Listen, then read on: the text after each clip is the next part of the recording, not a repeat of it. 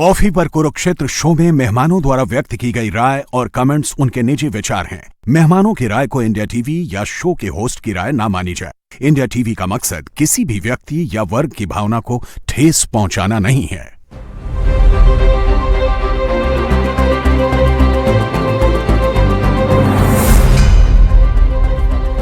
नमस्कार, बहुत स्वागत आप सभी का। आप देख रहे हैं आपका प्रोग्राम कॉफी पर कुरुक्षेत्र। मैं हूं सौरभ शर्मा, आपके साथ रोज की तरह बातें खुलकर करेंगे और कोशिश करेंगे वो कुछ नया बताएं आपको जो कहीं और आपको जानने को नहीं मिलता। प्रदीप सिंह जी हमारे साथ आ गए प्रोग्राम में। सर बहुत स्वागत है आपका। आनंद विजय जी प्रोग्राम में है। सर बहुत स्वागत आपका भी। और हमारे साथ है political scientist Manoj Kumar Singh ji. Sir बहुत स्वागत आपका भी। तो आज सर मुद्दे हमारे पास दो हैं। आपकी स्क्रीन पर लिखा है जाति युद्ध जारी है। कल एक्चुअली प्रोग्राम में बात हो नहीं पाई। सुप्रीम कोर्ट ने यूजीसी गाइडलाइंस पर जो स्टे लगाया है कल, उसके बाद तो दर्शक भी चाह रहे थे कि इस पर आप लोगों की राय जाए क्या है। सुप्रीम कोर्ट ने लेकिन बड़ी सख्त टिप्पणियों के साथ यूजीसी की गाइडलाइंस को रोक दिया, जिसको लेकर के सवर्ण समाज बड़ा आंदोलित है। उनको लगता है कि ये भेदभाव रोकने का नहीं बल्कि भेदभाव पैदा करने का नियम कानून जो है वो सरकार ने इस पर बनाए थे, उस पर स्टे लगा दिया सुप्रीम कोर्ट ने। और ये भी कहा कि इतने सालों तक आप जो एक जाति विहीन समाज की दिशा में हम जितना भी बढ़ पाए, चाहे बेबी स्टेप्स लिए हों, आप उसको रिवर्स कर देना चाहते हैं।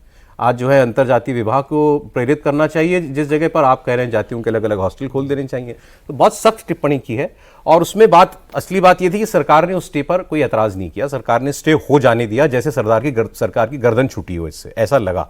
अब सवाल यह है कि यह मुद्दा थम गया, खत्म हो गया, या अभी जातीय गोलबंदी लामबंदी होगी। मेरे पास क्यों ऐसा लग रहा है, भगवान ना करे कि आगे मामला बढ़े, क्योंकि किसी के हित में नहीं है ये मामला खत्म हो तो अच्छा है। लेकिन ऐसा दिख इसलिए नहीं रहा है क्योंकि कल ही रात में जेएनयू में नारे लगे हैं सर इस स्टे के खिलाफ। मतलब वो चाह रहे थे जेएनयू गाइडलाइंस जारी रहती। नारे हैं मनुवाद की छाती पर बिरसा फूले अंबेडकर। इसी में फिर आरएसएस भी जोड़ दिया। बीजेपी की छाती पर बिरसा फूले अंबेडकर। लड़े हैं तुमसे, लड़ेंगे तुमसे। ब्राह्मणवाद का पुतला जलाया गया। ब्राह्मण मुर्दाबाद। सामंती ब्राह्मणवादी दबाव के आगे झुकने से इनकार करो, इनकार करो। ये नारे जेएनयू में कल रात को लगे। दूसरी ओर जो और संगठन हैं जो सवर्ण समाज से बने निकले हुए हैं, जैसे करणी सेना है, एक परशुराम सेना है राजस्थान में, इन्होंने अभी आंदोलन की चेतावनी दी है। आप पूछेंगे कि जब सुप्रीम कोर्ट ने स्टे लगा दिया तो फिर किस बात का आंदोलन? वो कह रहे हैं स्टे नहीं, रोल बैक। ये नियम वापस होने चाहिए, चाहे सरकार नई गाइडलाइंस लेके आए, लेकिन अभी जिस स्वरूप में गाइडलाइंस हैं, चाहे स्टे हो गई, ये सरकार को वापस लेनी चाहिए। सरकार गाइडलाइंस लाई थी तो सरकार ही इससे अब मतलब आज़ादी दे, मुक्ति दे, ये मांग चल रही है। सर मामला थमेगा या बढ़ेगा? नहीं, देखिए, मैं इस मामले को थोड़ा अलग तरह से देखता हूँ। ये केवल मामला अगड़ा पिछड़ा या इक्वलिटी का नहीं है। दरअसल जो गाइडलाइंस आई वो इक्वलिटी की बजाय इनइक्वलिटी को बढ़ाने वाली। दो समुदायों को आपने आमने सामने खड़ा कर दिया। मतलब हमारा आपका झगड़ा हो जाए तो हम दो व्यक्तियों का झगड़ा नहीं, दो समुदायों का झगड़ा बन जाएगा। वो इस तरह का ये लेफ्ट इकोसिस्टम का एजेंडा था। अफसोस की बात है कि इसको बीजेपी की सरकार ने लागू किया। ये इंदिरा जयसिंह के बताए हुए सारे जितने प्रोविजंस किए गए हैं उनके बताए हुए हैं, सीनियर लॉयर जो है वो। हाँ, फिर सवाल यह है कि बीजेपी ने इसको क्यों एक्सेप्ट किया? और सुप्रीम कोर्ट ने ठीक है स्टे लगा दिया, लेकिन सरकार का स्टैंड क्या है? सरकार ने अपोज नहीं किया ना स्टे को। नहीं, अरे छोड़िए अपोज करने को। सुप्रीम कोर्ट के फैसले से 24 घंटे पहले देश के शिक्षा मंत्री इसको डिफेंड कर रहे थे। आपको इतने विरोध के बाद भी समझ में नहीं आया कि कुछ गलती हो गई है? वो आश्वस्त कर रहे थे कि भेदभाव नहीं होने देंगे हम। अरे कैसे नहीं? आप कानून ऐसा बनाएंगे और भेदभाव कैसे रोक लेंगे फिर? सर मैं आज ये बात कह रहा हूं, जैसे मैंने शुरुआत में भी कहा कि ये विवाद हो, ये किसी के हित में नहीं है। अब स्टे लग गया है फिलहाल। सुप्रीम कोर्ट ने ये भी कहा एक्सपर्ट की कमेटी बना करके विचार करे इस पे सरकार। तो अब झगड़ा क्यों? नहीं, मैं इसको मानता हूं कि ये हिंदू समाज को, सनातन समाज को तोड़ने की कोशिश थी, और ये कोशिश अंग्रेजों के समय से चल रही है।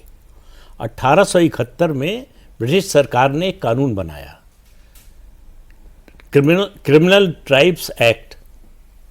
200 जातियों को, हिंदुओं की, उसमें क्रिमिनल कि आप जन्म से अपराधी हैं।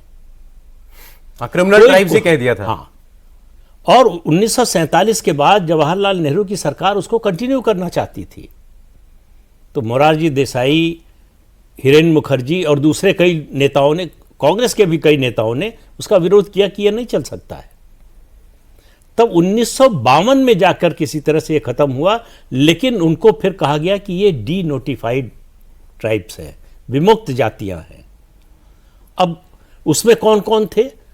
जो साल भर तीर्थ यात्रा पर घूमते हैं साधु संत, वो उनको कहा गया कि ये क्रिमिनल ट्राइब है। बंजारे हैं, नट हैं, जो कारीगर जातियां हैं, उनको कहा गया। तो इस तरह के समाज के बड़े हिस्से को, और आज जो ओबीसी कमीशन है उसकी रिपोर्ट के अनुसार ऐसे विमुक्त जातियों की ये संख्या 15 करोड़ है अपने देश में। तो अंग्रेजों ने किया, आज़ादी के बाद कांग्रेस ने करने की कोशिश की। सोनिया मनमोहन की सरकार जब थी तो जो एंटी कम्युनल बिल था उसमें कहा गया कि हिंदू जन्मजात अपराधी है, कहीं भी सांप्रदायिक दंगा होगा हिंदू पर मुकदमा चल, उससे साबित करना होगा कि वो निर्दोष है। आप उस लीग में रख रहे हैं नियमों को? बिल्कुल, और ये नियम वही कह रहे हैं कि भाई आप सवर्ण हैं तो आप अपराधी हैं जी। मैं एक और बात कह रहा हूं, ये दरअसल सवर्णों और पिछड़ों को लड़ने की बात नहीं। अब आप देखिए कितनी खूबसूरती से इसमें क्या चेंज किया गया, संविधान में, कानून में परिवर्तन किए बिना। अभी तक संविधान के मुताबिक बना है SC/ST एट्रोसिटीज एक्ट जी। तो उसमें अगर आप SC/ST के समुदाय के किसी व्यक्ति को जाति सूचक संबोधन करते हैं तो आपके खिलाफ मुकदमा दर्ज हो सकता है, गिरफ्तारी हो सकती है, सजा हो सकती है। संविधान में कहीं लिखा है उसमें OBC, आपने उसमें OBC जोड़ दिया। तो ये तो SC/ST OBC एट्रोसिटीज एक्ट बन गया बिना कानून में संशोधन किए हुए। क्या OBC समाज ने इसकी मांग की थी? अच्छा, सरकार के पास कोई ऐसी स्टडी है, कोई ऐसा डेटा है जिससे यह साबित हो कि OBC समाज पर कैंपस में बहुत अत्याचार हो रहा है? डेटा दिया जाता है कि इतने के मामले इतने हो गए, दिया जाता है सर। वो डेटा दिया जाता है। वो डेटा जो उन्होंने बनाया गाइडलाइन उसी के खिलाफ है। वो साबित करता है कि उसकी संख्या इतनी कम है और समाज में आप बताइए कहां भेदभाव नहीं है। नहीं सर, ठीक है, किसी भी स्तर पर देख लीजिए। दो एक इसमें एक दूसरा विषय और साथ साथ जुड़ा हुआ, वो शंकराचार्य जी वाला, अभिमुक्तेश्वरानंद जी वाला, उसको भी सवर्णों ने अपने कुछ एक सेक्शन ऑफ फॉरवर्ड कास्ट ने उसको अपने ऊपर लिया है कि इनके साथ जो हुआ वो ठीक नहीं हुआ। तो वो भी एक दूसरा मामला भी, उस पर भी हम बात करेंगे। मैं सर ये कह रहा हूं कि जैसी भी गाइडलाइन में कमी अगर नहीं होती या सरकार को इसमें नुकसान नहीं दिखाई रहा होता तो सरकार स्टैंड करती इनके साथ। सरकार इसको सुप्रीम कोर्ट में जब कहा जा रहा था कि गलत है तो उस वक्त डिफेंड करती, कुछ वो सरकार ने नहीं किया। मतलब ये परोक्ष रूप से यही कहना है ना कि ठीक है आप बदल दीजिए, हम देखते हैं इसको। यही सरकार ने नहीं कहना है कि हमारी हिम्मत नहीं है उसको आप ऐसे कह लीजिए, हमारे में साहस नहीं है भाई। ठीक है, सुप्रीम कोर्ट जो कह देगा हम मान लेंगे। बिल्ली के गले में घंटी सुप्रीम कोर्ट ने बांध दी, किसी को बांधनी थी, सुप्रीम कोर्ट ने बांध दी। केवल ये बात नहीं है भाई, वर्शिप एक्ट है, प्लेसेस ऑफ वर्शिप एक्ट भी सरकार जो है 2019 से अभी तक एफिडेविट नहीं फाइल किया बट ना मैं ये कह रहा हूं कि अब जो है जो लोग मांग कर रहे हैं रोल बैक की, देखिए गाइडलाइन 2012 से एग्जिस्ट करती थी। सुप्रीम कोर्ट ने कहा ये कमजोर है, इनको मजबूत कीजिए। उसके बाद ये लाई गई, विवाद हो गया, सुप्रीम कोर्ट ने खुद स्टे लगा दिया। जारी करने के लिए सुप्रीम कोर्ट ने कहा था, सुप्रीम कोर्ट ने स्टे लगा दिया। उनको लगता है शायद जरूरत से ज्यादा हो गया ये। मैं ये कह रहा हूं कि अब रोल बैक की मांग के बजाय गाइडलाइन तो आएगी, क्योंकि पहले भी थी और सुप्रीम कोर्ट ने अभी भी कहा है कि देनी है, वो तो रहेगी। बजाय कि एक ऐसी गाइडलाइन हो जिसमें भेदभाव की गुंजाइश ना हो, जो न्याय के पक्ष में हो, उसकी मांग करें। ये रोल बैक की मांग जो हो रही है, क्या ये ठीक है? पता नहीं, इस मसले को मैं पूरे तौर पर कानूनी पहलू से देखना चाहता हूं। मैंने वो गजट के जो 5 पन्ने थे उसको भी पूरा पढ़ा। उसमें सिर्फ OBC को ही नहीं कहा गया है। पहली बात तो ये कि हम जब सिर्फ OBC पर आके रुक जाते हैं तो हमारा सत्य बताते हैं। उसमें EWS भी हैं, जो इकोनॉमी वीकर सेक्शन है समाज के, वो भी हैं। उनको भी अगर कोई गरीब सूचक कोई शब्द बोल के अपमानित करता है तो वो भी इसमें कवर्ड हैं। दूसरी बात, दिव्यांगों को भी कवर किया गया है, जो गजट में स्पष्ट रूप से लिखा गया है। तो ये 5 कैटेगरी बनाई गई है उसमें। मुझे लगता है कि हम सब लोगों को सुप्रीम कोर्ट के फैसले का इंतजार करना चाहिए। सरकार भी रोल बैक तभी करेगी जब सुप्रीम कोर्ट इस केस का निस्तारण कर देगी। मांग होना अच्छी बात है। मुझे लगता है कि इस मसले पर जो एक चूक हुई है वो ये हुई है कि जितने भी स्टेक होल्डर्स थे उनके साथ एक प्रॉपर डिस्कशन होना चाहिए था, वो उसका अभाव मुझे नजर आता है। अगर सारे स्टेक होल्डर्स के साथ बैठ के डिस्कशन हो जाता और सरकार अपनी मंशा उन तक स्पष्ट कर पाती, तो मुझे लगता है इस प्रकार के बवाल नहीं होते। दूसरी एक और बात, इसमें बार बार कहा जा रहा है कि आपको बिना ट्रायल के जेल भेज दिया जाएगा। ये तो नेचुरल जस्टिस के विरुद्ध है ना। बिना ट्रायल के कोई किसी को जेल नहीं भेज सकता। मैं तो कल किसी एक्सपर्ट को सुन रहा था, वो कह रहे थे कि इसमें पीनल प्रोविजन, मतलब कानून के दायरे में लाने वाली कोई बात ही नहीं है, ये जो भी होगा कैंपस में ही होगा और कैंपस में ही खत्म हो जाएगा। मैं तो उस कमिटी के जो 10 व्यक्ति हैं उसके गठन पर भी बात होनी चाहिए। वो जो कमिटी समतामूलक स्थापना करने के लिए जो कमिटी बनेगी, जो शिकायत की सुनवाई करेगी, उसमें छात्रों का प्रतिनिधित्व भी है। ये कहीं उसमें नहीं लिखा हुआ है कि उसमें सवर्ण छात्र नहीं होंगे, है ना। तो इन सारी चीजों को देख के मैं कह रहा हूं, उसकी मंशा जो भी हो, सरकार की जो भी गलतियां हो, जितने भी विशेषज्ञ हैं, सबको इस पर एक डिस्कशन करना चाहिए था सरकार को। वो सरकार से चूक हुई है कि छात्रों से बात करनी चाहिए। दूसरा, जितने भी SC ST OBC हैं उनको बात करनी चाहिए। SC ST तो पहले से ही प्रोटेक्टेड है, जैसा सर बता रहे हैं कि वो एट्रोसिटीज एक्ट में वो पहले से प्रोटेक्टेड इसमें OBC है। लेकिन इसमें जो एक बात ये कही जा रही है, ये मुझे कहीं दिखाई नहीं दी कि बगैर किसी सुनवाई के आपको जेल भेज दिया जाएगा। ये बात कहां से आई, मैं इसको समझने का प्रयास करता हूं। बात ये है कि जो आक्रोशित वर्ग को भी वो कभी क्या कहना है, ये बैलेंस्ड नहीं है गाइडलाइन। उसमें दो बातें थी, क्योंकि इस पर आपसे बात नहीं हो पाई थी, आप उस दिन नहीं थे डिबेट में कॉफी में, कि भाई जो आपने जांच कमेटी बनाई उसमें सारे वर्ग रख दिए सिवाय उच्च जाति के। नहीं, ये कहां, ये नहीं लिखा है उसमें। नहीं, मेंशन स्पेसिफिकली समाजों के नाम है सिवाय अपर कास्ट के। नहीं, जनरल कास्ट नहीं है। मुझे जहां तक याद पड़ता है कि छात्रों के रिप्रेजेंटेटिव उसमें होंगे, इतना ही लिखा है। SC ST OBC दिव्यांग महिला, ये लिखा है उसमें। तो महिला सवर्ण भी तो हो सकती है, लेकिन बाकी आपने इन लेटर लिखा नहीं, और तो उसमें आप लिखते हैं कि एक जनरल कास्ट का रिप्रेजेंटेशन भी होगा। एक तो ये बात थी। दूसरा, जो कि अगर कोई फर्जी फ्रॉड कंप्लेंट करेगा भाई कि सभी वर्गों का क्या लिखते हैं, सभी वर्गों का प्रतिनिधित्व होगा। बताइए, महिलाओं के खिलाफ जितने भी अत्याचार होते हैं, यौन हिंसा के या यौन अपराध होते हैं, उसमें भी तो महिला रहती है ना कमिटी में। हाँ बिल्कुल रहती है ना। तो जिस वर्ग के खिलाफ हिंसा होगी उस वर्ग को प्रतिनिधित्व तो देना ही पड़ेगा। तो यही तो प्रॉब्लम है कि आपने मान लिया कि ये भेदभाव जो है केवल सवर्ण ही करेगा औरों का। नहीं, ये सुप्रीम कोर्ट ने क्या कहा? कल सुप्रीम कोर्ट ने क्या कहा कि उच्च जाति के किसी व्यक्ति के साथ भेदभाव नहीं हो सकता क्या? मैं भी यही कह रहा हूं, केवल कास्ट बेसिस पर, इकोनॉमिक बेसिस पर। आज इस समाज रूरल, एक कोई रूरल से आ रहा है, कोई शहर का है, उस बेसिस पर उसके साथ भेदभाव नहीं हो सकता क्या? हो सकता है। हमने तो ये भी देखा है कि जो पिछड़ी जातियों के लोग होते हैं वो भी वंचित जातियों के लोग, मैं जानबूझ उन पर टिप्पणियां करते हैं। जो दिव्यांग होते हैं, शिकायतें ज्यादा, जो दिव्यांग होते हैं, दिव्यांगों के बारे में हमने विश्वविद्यालय में इस तरह के बहुत सारे जुमले। यही तो कह रहे हैं, फिर आपने क्यों मान लिया कि यहाँ एक ही वर्ग करेगा? मैं सिर्फ यही कह रहा हूं, अगर ये सारी जिन विसंगतियों की ओर आप इशारा कर रहे हैं या जिन विसंगतियों से सवर्ण छात्र समुदाय उद्वेलित है, उनके साथ अगर पहले बात हो जाती तो ये सब जो छोटी छोटी चीजें हैं कि हमारा प्रतिनिधित्व होगा कि नहीं होगा, उसमें अगर ये मेंशन होता कि सवर्ण के 2 छात्र होंगे, है ना, तो ये समस्या। अरे दूसरा मुझे बताइए कि इतना हंगामा हो गया, सुप्रीम कोर्ट को स्टे करना पड़ गया, भाई सरकार एक लाइन क्यों नहीं ये कह रही है कि हम देखेंगे इसमें, अगर कहीं कुछ ऐसा लग रहा है कि अति हो गई है तो हम इसको बैलेंस बनाएंगे, ये कह दे एक बार। वो भी नहीं कहा जा रहा है, कह दे कि रिव्यू करेंगे, रिव्यू करके हम एक बैलेंस्ड गाइडलाइन देंगे जिसमें सबका ख्याल रखा जाए। आप एक मिनट बस जी सर, आप ज्यादा अपेक्षा नहीं कर रहे। जो मामले सब जुडिस्ड होते हैं उस पर सरकार की टिप्पणी की अपेक्षा क्यों कर रहे हैं आप? लेकिन सरकार को ही मैंने तो आपसे पहले कहा, जो मामले सब जुडिस होते हैं उनमें कोर्ट में ही सरकार अपना पक्ष बड़ी जोरदार तरीके से नहीं रखा ना, लेकिन कोर्ट ने फिर सरकार के पास ही भेजा है कि आप इसको कीजिए। नहीं, कोर्ट ने नोटिस जारी किया, नोटिस कोर्ट कमेटी बनाने को कहा, तो फिर तो वो मामला सरकार के पास ही है। अल्टीमेटली गाइडलाइन तो सरकार ही लाएगी ना। विवाद वहां पे है। विवाद दूसरा एक ये भी है कि ठीक है, हमें आप प्रूफ करने के लिए दे रहे हैं कि भाई हमने ये वर्ड यूज किया, लेकिन हमारा कोई प्रतिनिधि नहीं जो आकर वहां मेरा सुरक्षा प्रदान करे। हमें प्रूफ करना पड़ता है कि हमने आपको इस तरीके से नहीं किया।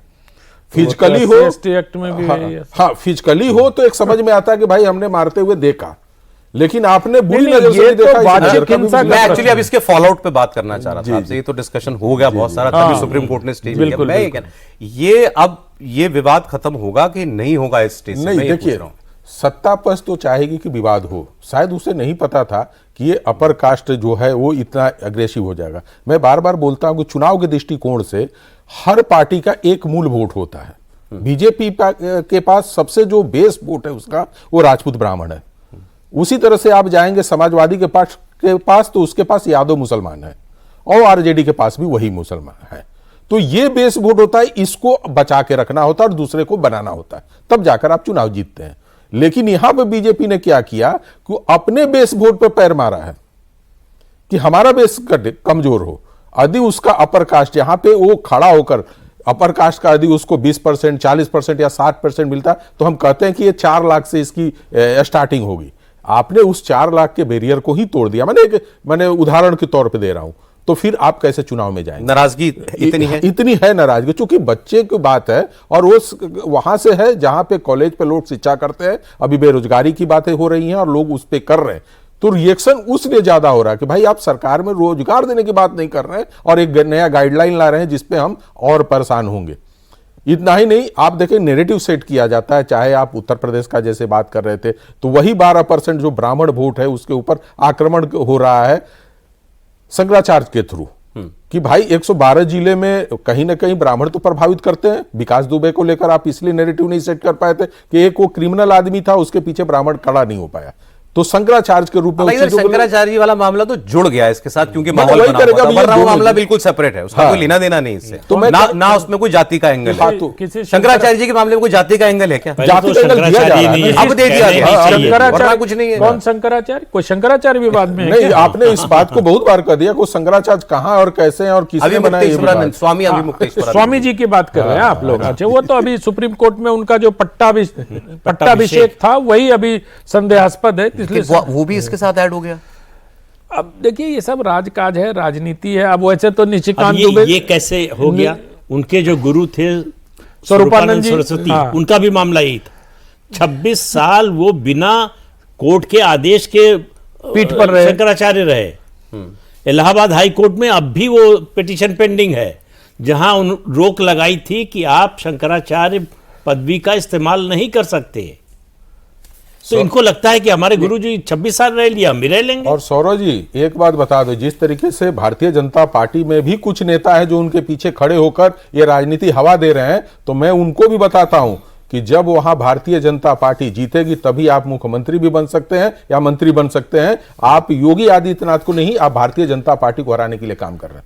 उनके लिए मैं एक बताता हूं, यदि पार्टी जीतेगी तो जो भी 2-3 नाम आ रहे हैं कि भाई इनके पीछे खड़े होकर इसको हवा दे रहे हैं, विपक्ष कम दे रहा है जितना सत्ता पक्ष के लोग दे रहे हैं। भाई आप देखिए इसमें दोनों ही मामलों में मतलब अजीब भी बात है।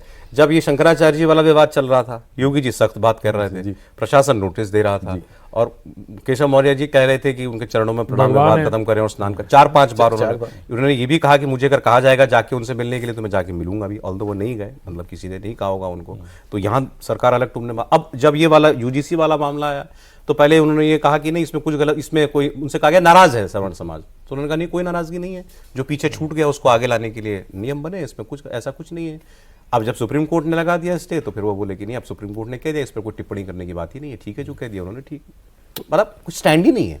तो यही सरोज जी पहले पार्टी को जीता है, समझ नहीं है, मुद्दे की समझ नहीं है, किस दिशा में जाना चाहते हैं ये मालूम नहीं है। चौराहे पे खड़े होकर इधर देख रहे हैं उधर देख रहे हैं, किधर चल दूं फायदा हो जाए, किधर चल दूं मंदिर पर पहुंच जाऊं, कहीं पहुंच नहीं रहे हैं। उनकी समस्या ये है, उनको ये समझ में नहीं आ रहा है कि वो जो बोल रहे हैं, जो कर रहे हैं, वो अपनी ही पार्टी के खिलाफ कर रहे हैं। आप केशव जी के लिए बोल रहे हैं? बिल्कुल। अच्छा, तो इसलिए जो है समझ नहीं है सर, ये तो नहीं कह सकते उनके बारे में, लेकिन वो नहीं, अगर समझ के बाद ये आपको बताऊं सर, मैं एक बात बोलूं, जबकि शंकराचार्य जी वाले मामले में मेरा ऐसा मानना है कि वो जो कर रहे थे ठीक कर रहे थे, क्योंकि वो विवाद बढ़ता हुआ वो इनको दिख रहा था। अगर ऐसा नहीं होता, बिल्कुल गलत कर सुने तो मेरी बात सुन तो ले, मैं क्यों कह रहा हूं, ये मेरी पर्सनल राय है कि जो वो उनकी जो टोन थी ठीक थी।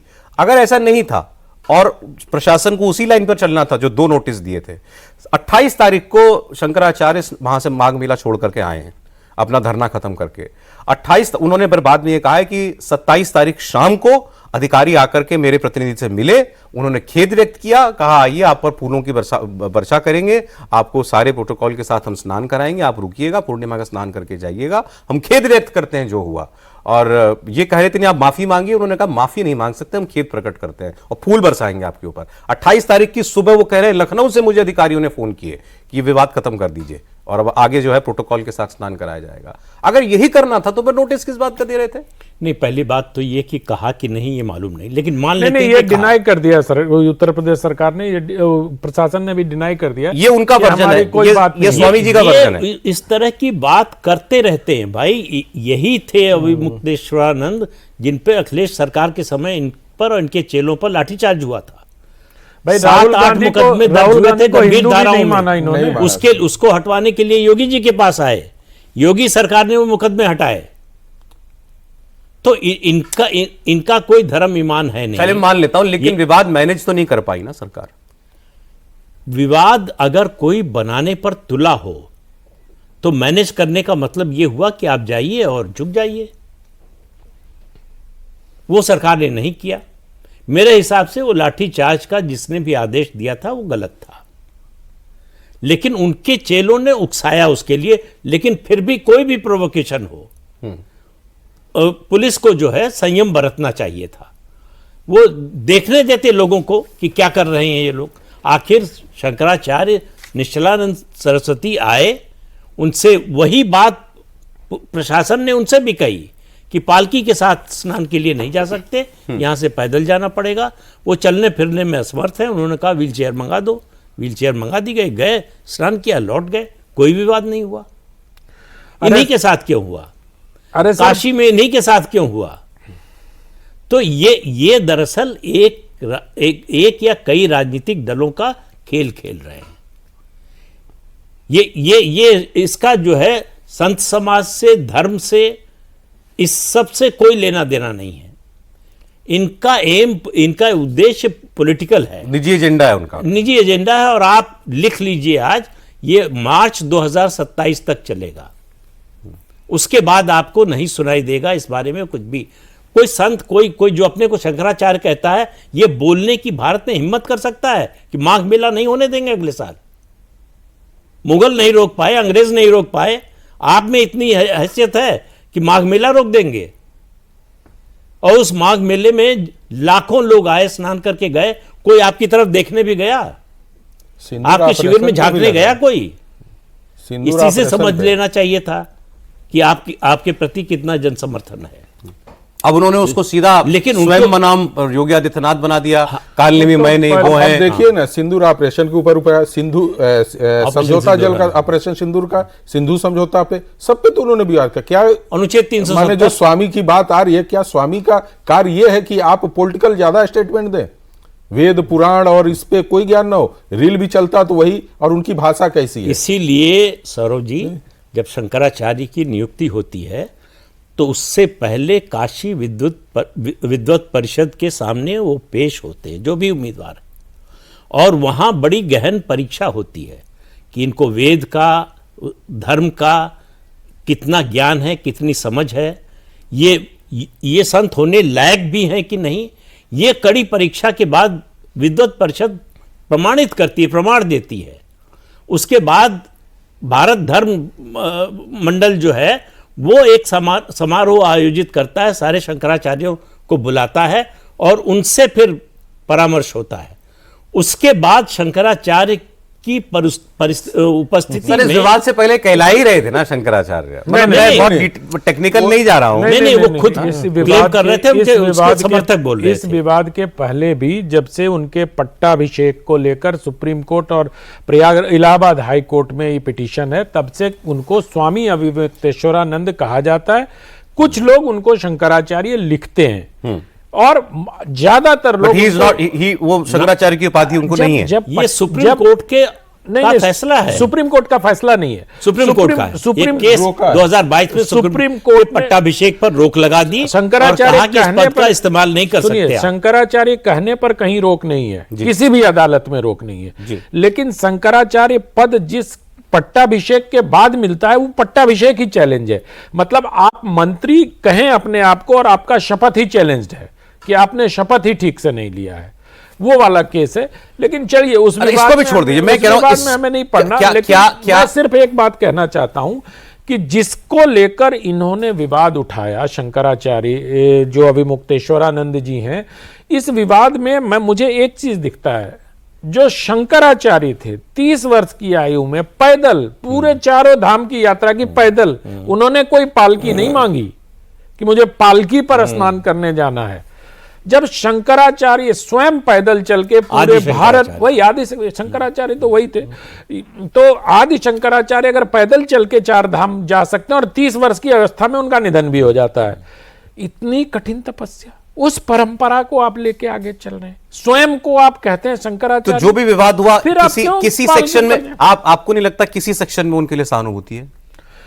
भाई मुझे लगता है कि देखिए, संत समाज में भी बहुत, संत समाज का एक व्हाट्सएप ग्रुप चलता है। मेरे एक मित्र हैं, अयोध्या में हैं, वो संत हैं, उन्होंने मुझे दिखाया, सतुआ बाबा ने भी एक दिन कहा, जिस सतुआ बाबा पर यह कहा जाता है कि वो योगी आदित्यनाथ के करीब हैं और उनके शह पर ऐसा करते, सतुआ बाबा ने भी एक दिन उस ग्रुप में डाला कि मैं अपनी गाड़ियों से स्नान करने जाऊंगा। सारे संतों ने विरोध किया, सतुआ बाबा पैदल चल के गए।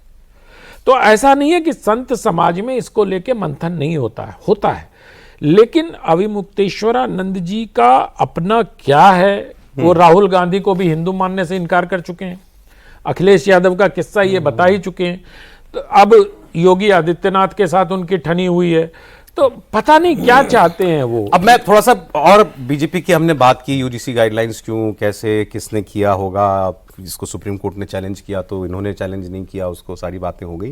अब बाकी पार्टियों का भी मैं रुख सर देख रहा था, मायावती जी ने कहा सुप्रीम कोर्ट ने रोक लगा के ठीक किया, कांग्रेस ने कहा रोक लगा, मायावती जी का रिएक्शन बहुत संतुलित है। तृणमूल कांग्रेस तक ने कहा कि जो किया सुप्रीम कोर्ट ने ठीक किया, अखिलेश यादव ने भी कहा कि न्याय करना सुप्रीम कोर्ट का काम है, न्याय हुआ। तो सारी पार्टियां जो हैं ये क्यों, और सबको जो है वो बैकवर्ड वोट सबको चाहिए, लेकिन सब क्यों जो है इन गाइडलाइंस के स्टे के साथ हो गई? देखिए, जितने लोगों को आपने बताया, चाहे मायावती हो, अखिलेश की बात कर रहे हैं, ममता की बात कर रहे हैं, इनको पता है कि ओबीसी हमारे साथ ही रहेगा। अच्छा, वो चाहते हैं कि हमारे साथ फॉरवर्ड क्लास जुड़े। मायावती तब जाकर सत्ता में बैठी थी जब ब्राह्मण उनके साथ आए, अखिलेश यादव के साथ राजपूत आए तब आए। उसी तरह से बिहार में राजपूत गए थे उनके हाँ, उनके साथ राजपूत गए थे। तो सत्ता पाने के लिए वो इस तरीके से स्टेटमेंट दे रहे कि कहीं फॉरवर्ड क्लास मुझसे नाराज ना हो। ओके। यदि आप बंगाल का पिछला चुनाव देखेंगे, वोट परसेंटेज भी आया बीजेपी के पास और 3 से 77 गया, लेकिन उससे ज्यादा सीटें लेकर ममता आई थी, 202 सीटें लेकर आई थी विधानसभा में। लेकिन भारतीय जनता पार्टी ने जो वहां पे बढ़ाव किया था, तो उसमें सबसे बड़ा कोई झुकाव था, तो वो बंगला भाषी जो थे, उसमें जो अपर कास्ट थे, वो जाकर मूव कर गए थे बीजेपी के तरफ से। तो उनको पता है कि ये जो बैकवर्ड क्लास हो मेरे साथ है, तो अगर कोई हमें कास्ट जोड़ना है तो फॉरवर्ड क्लास को जोड़े, ताकि हमारा जो गेन है वो दिखे, क्योंकि एसआईआर के बाद बंगाल में बहुत बड़ा खतरा है। उसी तरह से उत्तर प्रदेश में होगा। उत्तर प्रदेश में कहा जा रहा है 2.5 करोड़ का वोट जो कटा है, तो भाई जुड़ेगा भी कितना है भी तो देखिए।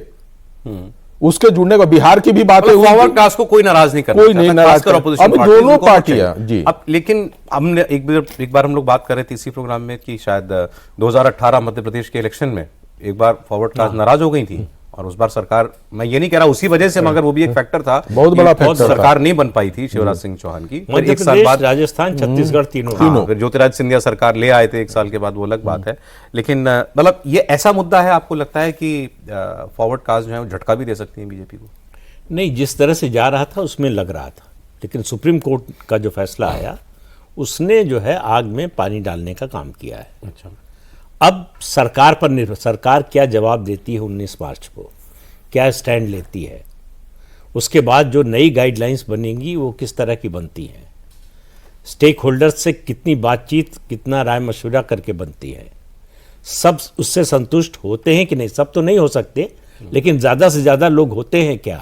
बीजेपी डैमेज कंट्रोल कर सकती है, अभी भी कर सकती है, करना ही, मतलब उसका कोई विकल्प नहीं है बीजेपी के पास, लेकिन कितना कर पाएगी वो निर्भर करेगा उसका रवैया क्या होता है।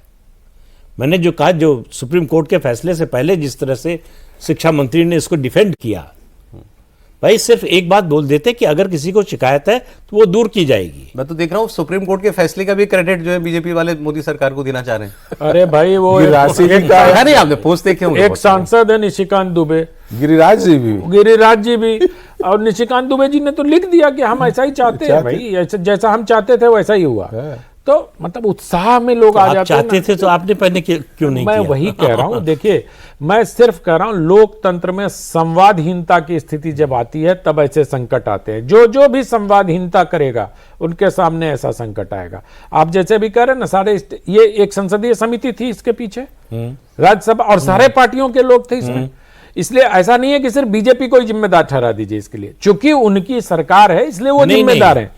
हम इसलिए एक वाक्य, बाकी पार्टियां उनका एजेंडा था ये कि ये हो, बीजेपी का तो नहीं था। फिर बीजेपी ने क्यों माना? मैं यही कह रहा हूं, चूंकि सरकार में वो है और बीजेपी के बहुसंख्यक उसमें लोग थे। और जो आप जेएनयू की बात कर रहे थे, जेएनयू में तो ये सब होता ही रहता है सर। जेएनयू तो इसी के लिए है ही। जेएनयू में अभी भी एकेडमिक्स में बहुत बदलाव हो गए हैं, लेकिन छात्रों में नहीं बदलाव हुए हैं। तो जेएनयू का उदाहरण कोई उदाहरण नहीं हो सकता। इसमें सरकार को सारे स्टेक होल्डर से, मैं बार बार दोहरा रहा हूं इस बात को, सबसे बात करनी होगी। छात्रों को यह भरोसा देना होगा, चाहे वो सवर्ण हो, चाहे ओबीसी हो, चाहे दिव्यांग हो, चाहे इकोनॉमिक वीकर सेक्शन के छात्र हो, सबको यह विश्वास देना पड़ेगा कि यह कानून सबके हितों की रक्षा करेगा। कानून या जो भी नोटिफिकेशन है, जब तक ये भरोसा आप नहीं देंगे, सुप्रीम कोर्ट ने ठीक कहा है कि ये बांटने की ओर बढ़ा रहे हैं, आप पीछे ले जाना चाहते हैं आप। और आपने तो देखा एक आरजेडी की प्रवक्ता ने किस तरह से कहा फंसाना चाहिए। हाँ, वो कह रहे हैं, उन्होंने कहा चप्पल मारो और फंसाओ। सदियों से हुआ है तो अब जानबूझ के फंसाना चाहिए। भाई सदियों से हुआ है तो सदियों से, अगर किसी के बाप दादा ने किया तो उसके पोते को क्यों सजा दे रहे हो भाई? नहीं, थोड़ी ना आपको कुछ करना है। ओबीसी जो है प्रताड़ित समाज का हिस्सा नहीं है, मैं यही कह रहा हूं। एससी एसटी है, तो इसलिए ओबीसी जो है शैक्षणिक और आर्थिक रूप से पिछड़ा हुआ वर्ग है। सुप्रीम कोर्ट ने कहीं कहा था कि ओबीसी जोड़ो इसमें? ना, कभी नहीं। सौरभ जी दूसरा एक बात बता रहे हैं। केवल इतना कहा था कि 2012 की जो गाइडलाइंस है उनको ज्यादा प्रभावी बनाइए और ठीक से लागू कीजिए। और सौरभ जी जिस प्रवक्ता की बात कर रही हैं और जिस उस जाति से आती हैं, भारत का एक रिसर्च निकाल लीजिए, वो जातियां सबसे ज्यादा शेड्यूल कास्ट माने हरिजनों और इनका जमीन पे कब्जा करके बैठे हुए हैं। आप निकाल लीजिए, उसमें अपर कास्ट नहीं मिलेंगे। ये वही कास्ट है जो सबसे ज्यादा शेड्यूल कास्ट के लठैत कौन हुआ? अच्छा, आपने थोड़ा तो खोदा होगा सर, ये जिन्न निकला कहां से था? गाइडलाइन कहां से आई थी? ये गाइडलाइन जो है इस मतलब नहीं, मुझे मालूम नहीं है, मैं केवल अपना अनुमान बता रहा हूं कि जो 2024 में हुआ उसके बाद कि जो ओबीसी की राजनीति है उसमें हम अपने विरोधियों से आगे निकल जाएं। और ये गलतफहमी कि अपर कास्ट का कोई रिएक्शन नहीं आएगा, रिएक्ट नहीं करेगा। हाँ, जो हम कहेंगे चुपचाप उसी को मान लेगा।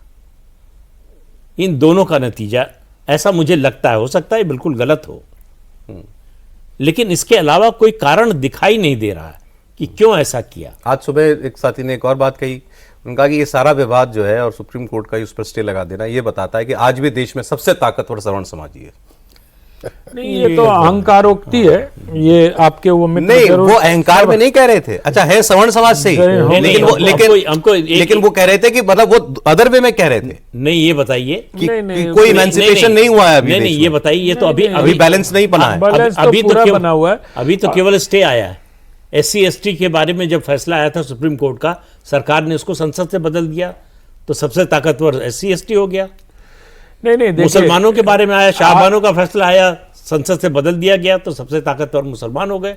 ये इस तरह के जनरलाइजेशन का क्या मतलब है? लोकतंत्र में सरकारों को संवेदनशील हर समुदाय के प्रति होना बिल्कुल चाहिए। ठीक, बिल्कुल ठीक। अगर आप किसी भी समुदाय के, संख्या बल छोड़ दीजिए उसकी, अगर जो संख्या बल में कम है, ये वही लोग हैं ना जो ये कहते हैं कि हम तो, आप क्या बहुमत का राज चलेगा इस देश में? मतलब बहुमत अगर ऐसा सोचेगा ऐसा ही राज चलेगा। ये वही लोग हैं जो इस तरह के विवाद को हवा देते हैं। इसलिए मैं फिर कहता हूं कि संवेदनशील होना सरकार की सबसे पहली शर्त है, और अगर आप लोकप्रिय हैं तो आपको उतना ही संवेदनशील होना। बिल्कुल ठीक कहा आपने सर। अब देखें ये विवाद जो है अभी तो ठंडा तो पड़ गया है, अच्छा होगा कि सबकी संतुष्टि हो जाए, हर किसी की, हर समाज की, और ये विवाद हमेशा के लिए खत्म हो, वही देश के लिए यही अच्छा होना है। ही चाहिए। जी बिल्कुल। बहुत धन्यवाद आनंद जी, प्रदीप जी, मनोज जी, बहुत शुक्रिया आपका।